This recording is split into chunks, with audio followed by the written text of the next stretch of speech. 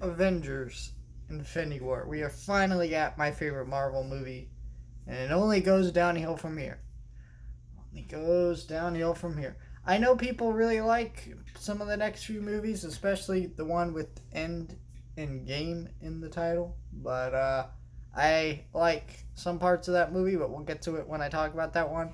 But for most part, I really don't like that movie, and this one I've seen over and over again because it gets better every time.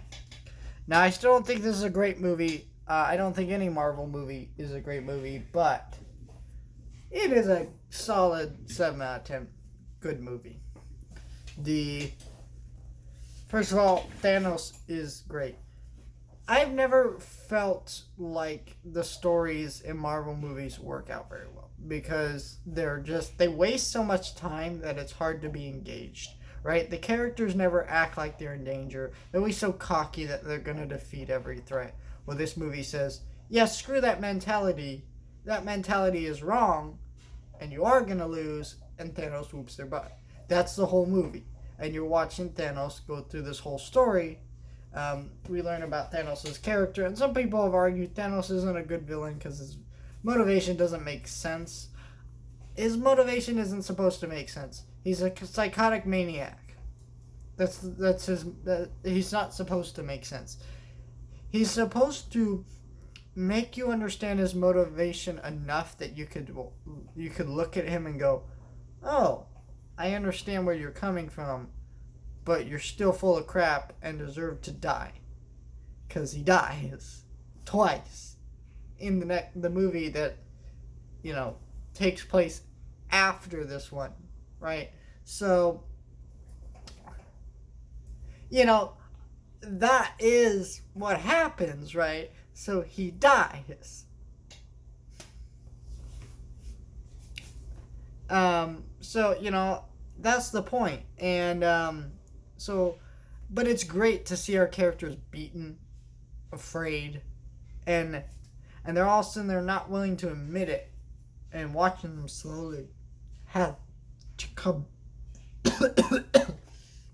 excuse me, come to terms with the fact that they may not win a fight for once, because the Avengers have this mentality the whole time: no one left behind, we're gonna win this fight, we always do. And that's Thor's motivation. Thor in the next movie goes through PTSD in the next movie, and we'll talk about how that's treated when we get to the next movie.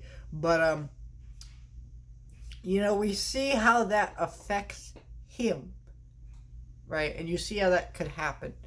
And I like the idea of this story going through the events of the movie.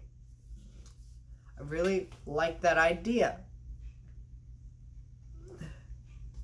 And it's a great idea and a great concept. I really like this movie. My main issues come down to this movie, the cringy humor, but that's like an issue with every Marvel movie. And for the most part, I actually think a lot of the humor actually works in this movie because it boils down to the characters are making jokes because they're afraid and nervous about what's about to happen.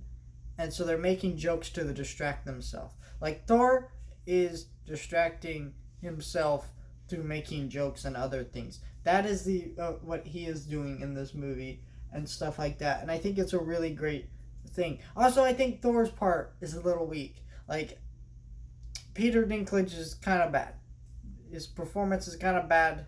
And he's there. Like, I don't think Thor's quest itself was bad, but just, him being there, right, is a good quest. And doing that, I understand where that's going. But Peter Dinklage just wasn't a good part about that. Also, it just went on a little too long. And, but just a lot of great moments in this movie. I think a lot of the character moments really work. This is the first time I've actually liked Spider-Man in a movie. Because Spider-Man is basically the character where you watch this movie I'm basically this is basically how Spider-Man gets into conflicts in the comics, is that he will just kind of show up at them because he sees things going on, and that's what happens. That's how Spider-Man should be in Avengers. It shouldn't be like in Spider-Man Homecoming where Iron Man's showing up every 5 minutes, like where he's trying to be an Avenger. No, he should just, kind of be one. Like, I don't know. It's just ridiculous to me. But yeah, there's just better ways of writing Spider-Man. But this is the best that he's been written. I don't have too much to say about it because, unlike everybody, I'm not shocked by the ending because I read Infinity Gauntlet that happened, and I've seen the movie before, obviously. So, the ending, cool. They die. My only issue with all the deaths is that they kind of meant nothing, and it was kind of ridiculous how obvious the choices of characters were, right? Because the way I would have done it is, I would have made this movie all about the original Avengers. The reason I would have done that is because they're the characters that have to retire, right? We're not going to use Hulk as much. Thor is going to come back, but, who knows for how long. They retired Captain America, Iron Man, all those characters, right? And you knew they were going to do that. So this movie should have been about those Avengers, and then they get snapped away. And then our new heroes have to be the one to save it. So characters like Iron Man and Captain America feel like it's safe for finally them to go into retirement. Like, Iron Man didn't need to die because it's obvious that with all the rumors about Robert Downey Jr. coming back, that they want him to come back. It's obviously they want a version of Captain America to come back. So it's bullcrap to kill characters if you want them to come back. You just need to retire them. And that's, because Iron Man's death in a few years is going to mean nothing. Vision's death already means nothing because he may not be back in the same way. We don't really know how he's back in WandaVision yet, but he's back. And that's the story,